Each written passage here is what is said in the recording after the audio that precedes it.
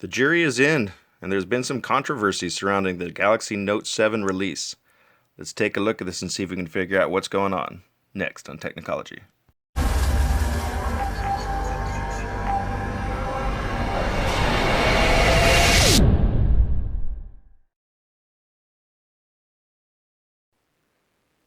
Hey everybody, it's Nick with Technology, and today I'm going to be doing a different kind of review for the Galaxy Note 7 than what I had initially had planned.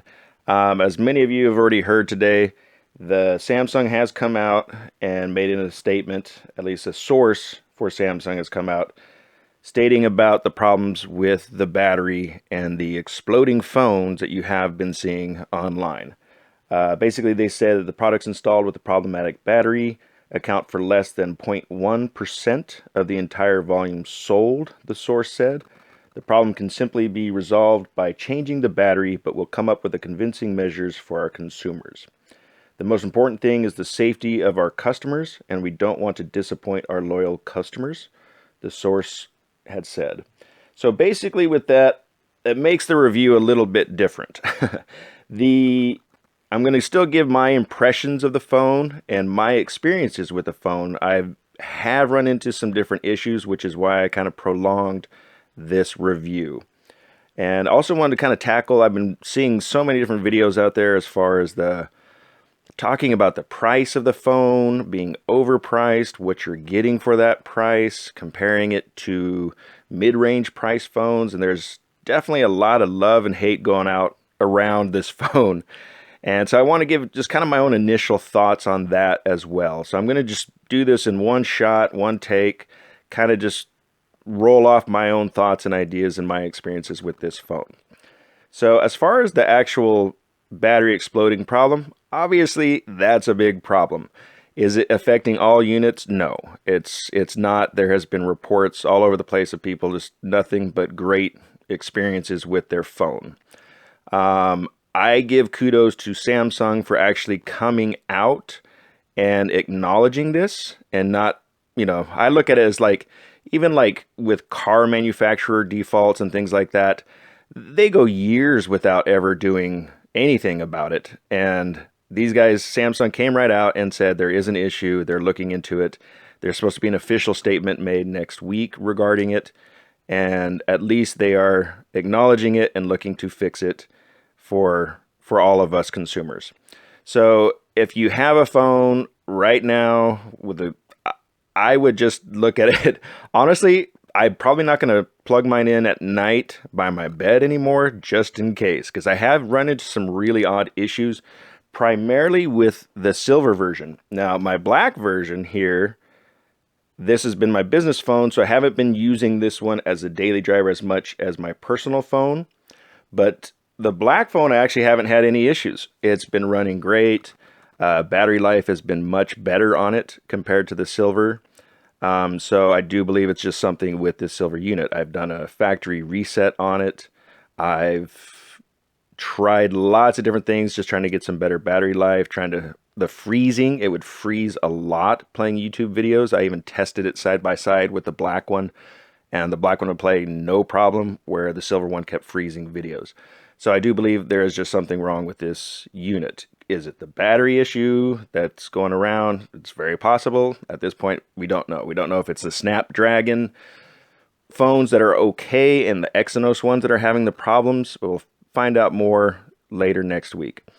Now, as far as like the comparison to mid-range phones, I was watching one video, and I'll give a shout out to him. Great videos. Absolutely loved his passion of his video he made.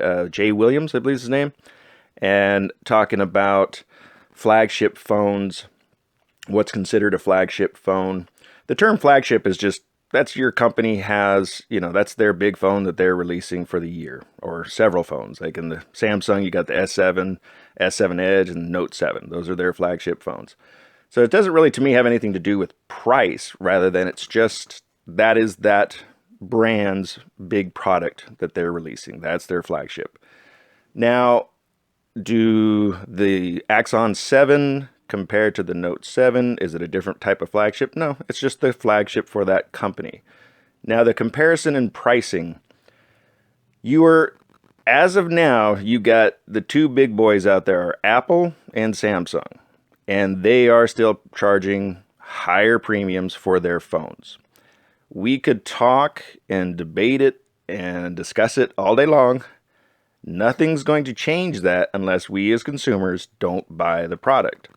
There are Samsung right now, it's in an interesting time because they're releasing their phone amidst a sea of just fantastic mid-priced phones. You've got the Alcatel, you've got the OnePlus 3, the Axon 7, the Nexus 6P. You can get that really cheap right now, and that's a fantastic phone.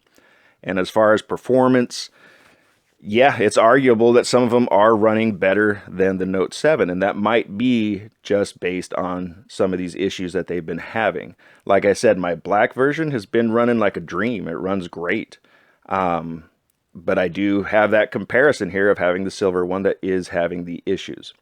So in regards to price, you got to look at it in the sense that with the Note 7, it kind of depends on how you go about buying it as well. Like for me, I did the buy one get one on AT&T, and I was able to get, I signed up. We'll see as far as how long it takes to get them, the two different 256 gigabyte SD cards for them as well. If you use your Samsung Pay, you get $20 back for using that. There are ways to make the cost of it cheaper rather than just going out and plucking down $900+ for the phone. I believe it was Max Lee did a video showing of different ways of how you can actually get it cheaper by using their free promotions.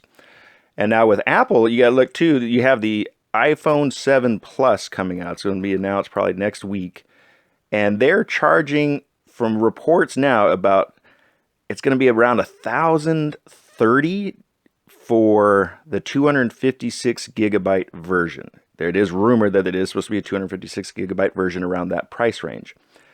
Now, that is a lot of money, and you are not having the expandable storage the way you do with the Note 7.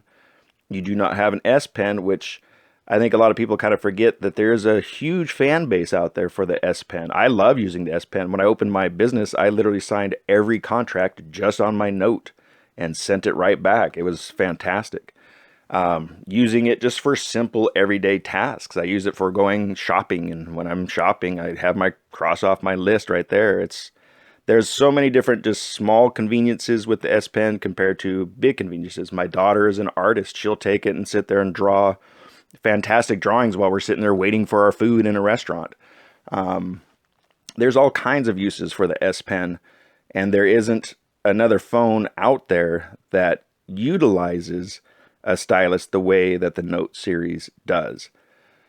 So that does play into where you are paying the extra premium. You've got the Edge. Basically with this phone, you got the S7 Edge meld into the Note series.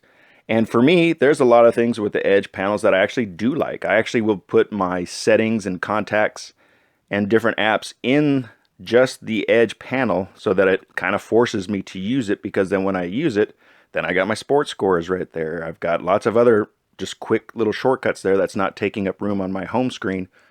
And it's just a little swipe to the Edge. And to me, that's actually a pretty cool feature. I will at night lay my phone upside down if I'm watching a movie or something, and I can see the color of who's calling me. So if it's my daughter trying to get a hold of me and it lights up purple, I know, hey, Skylar's trying to get a hold of me. I'm going to get it right now. There are still a lot of cool features that you can utilize with the Edge. It's not going to be for everybody. A lot of people look at it as gimmick. It really is just going to depend, but it is just an extra feature that is added there to where some of these other phones don't have that. Then, as far as just the overall look of the phone, to me, this is arguably like one of the best looking smartphones just ever designed. It's gorgeous. Just the way it feels in your hand, as long as it's not burning and exploding, then it's great. I mean, it is just a beautiful, almost like a piece of art. And if you're an electronics geek like me and just love tech, it's like to see a phone with this kind of design, this kind of just quality to it as far as aesthetics, it's just a very beautiful phone. The screen quality on this, you just can't rival it. It's if you've watched now, it has the HDR that you can watch with the videos, and again, there's not a whole lot of content for it right now, but if you have watched some of it on there, it's amazing. I mean, there's just nothing that compares to it on a smartphone today. It just looks gorgeous. Now, trying to compare watching a video on this versus watching a video on my iPhone 6 Plus, it's just not even a comparison. I mean, just forget it. Close the doors. It's done. It's the video's quality is so much better on a screen like this. And that's not a knock to Apple. I love a lot of Apple products, but as far as just looking at like the display, the resolution, the not having the black barred lines, the letterbox, it's just such a better experience watching YouTube videos, regular Amazon videos, whatever you're watching. It's just a much better experience watching it on the Note. So as far as my thoughts on the phone, I would say, would I buy it again? Yeah, in a heartbeat. I would buy it. To me, it's worth the extra money. I like the other features that it brings. Like I said, you can find ways to where it's cheaper. You know, mine turned out great doing the buy one, get one. And getting the SD cards, I can turn right around and sell those. And the cost of it's going to work out to less than about $500 a phone. So there are ways of utilizing their promos to make the cost substantially less.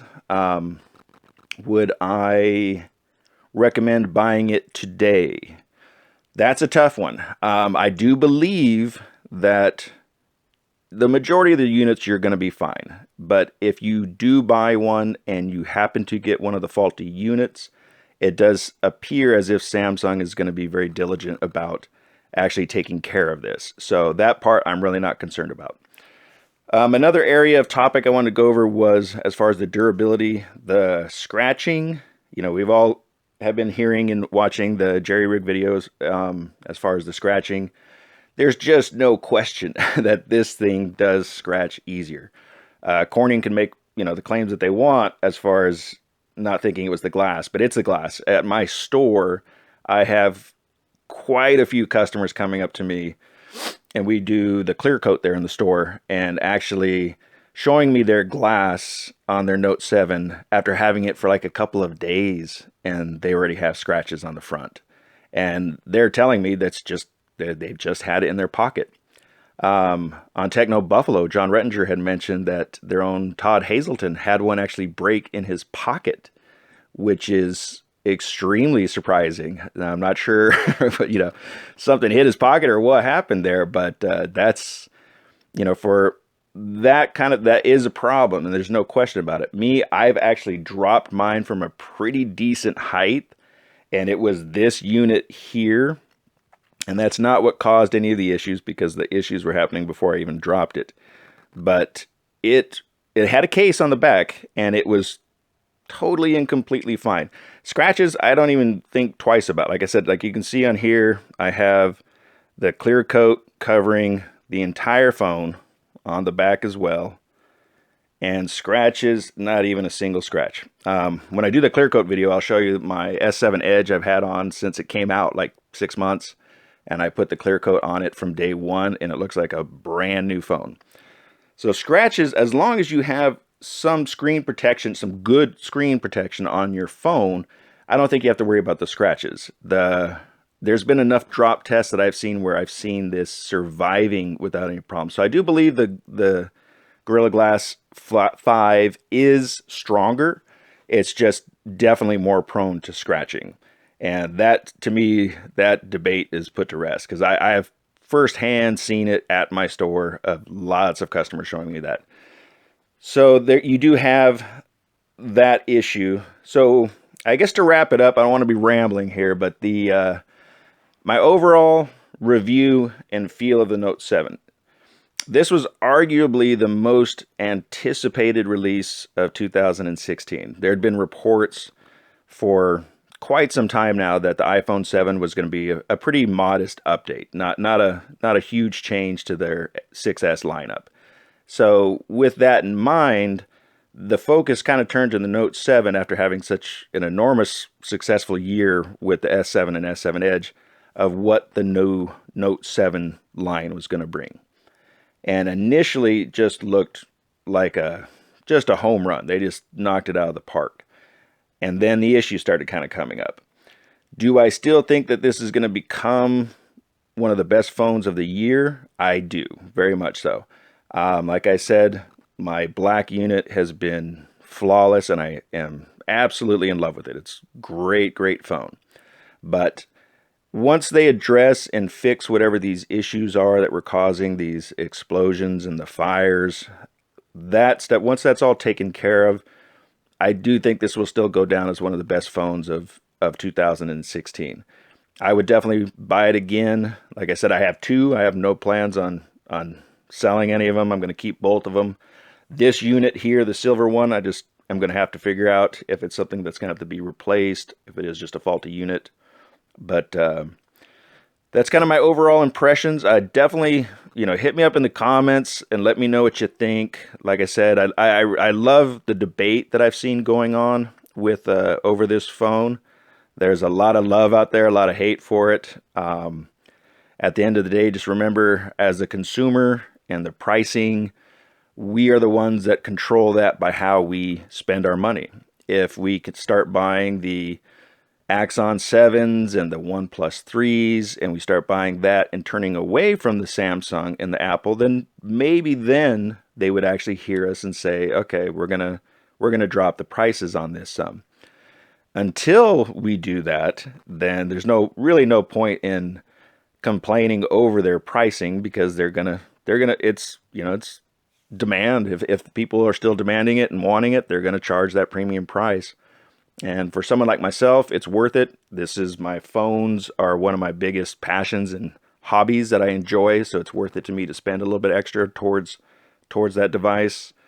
But if you're someone that doesn't feel that way, then there's great options out there to buy. All kinds of different mid-range price phones that the specs are just as good, if not better, than some of these really high-priced phones. So thank you guys so much. Let me know in the comments what you think. I just kind of shot this all one take. Just wanted to kind of give you my thoughts just off the top of my head. Nothing scripted. Just kind of wanted to go over everything. And let me know what you think. Thanks again, as always, for watching my channel and the support. I really appreciate it. Until next time.